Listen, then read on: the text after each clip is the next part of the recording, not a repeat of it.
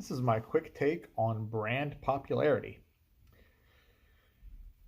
You may notice that a lot of content creators on YouTube and Instagram and TikTok, they tend to focus around the same core designer brands coming out of LVMH or Coty or Kering or one of those. Then they also focus on the big luxury, quote unquote, mastige brands like your typical Creed, Raja Dove, Byredo, Parfums de Marley, MFK, that stuff, right? And then beyond that, it's vintages for people who are into that, and some of the more, I want to say, more hype generating artisanal brands like your Arizoador, your Bortnikov, your Slumber House. But if you're not in one of those golden circles, then your brand gets no attention. You don't get videos, you don't get shorts, you might get written reviews from people who run blogs and stuff, but quote unquote, no one reads blogs anymore, right? No one reads written reviews anymore. So that doesn't matter.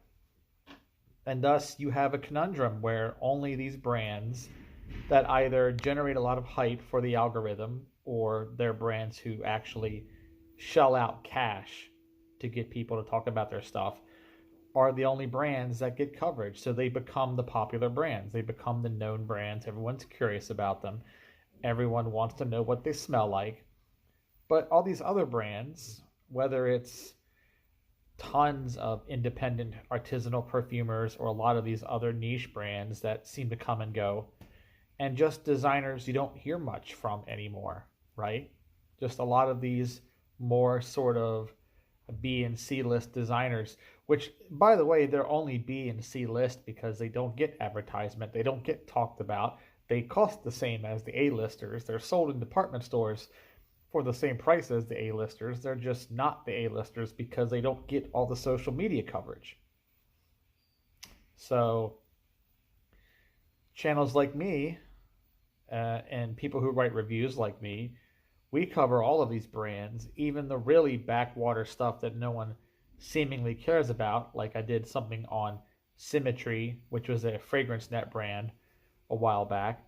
It's like no one talks about this stuff because there's no reward, I suppose. They don't get the views, they don't get the algorithmic boost, and it kind of sucks because it puts a lot of brands in the dark. And that's why if you make your content based around what's going to give your channel more popularity, then you talk about the same old shit as everyone else, and that kind of sucks.